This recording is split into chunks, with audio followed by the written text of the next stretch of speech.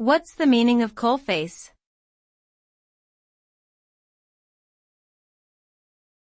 Coalface.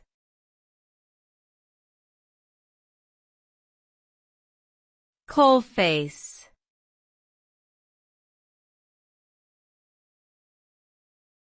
Coalface.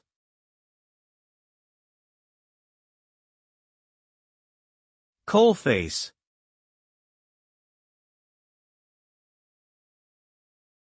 The term coalface refers to the specific location where coal is actually being mined from the earth.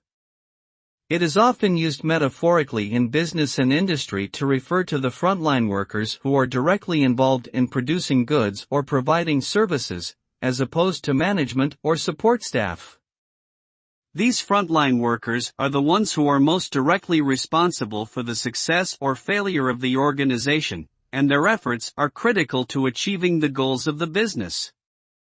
Ultimately, the term coalface underscores the importance of hard work, perseverance, and dedication to achieving success.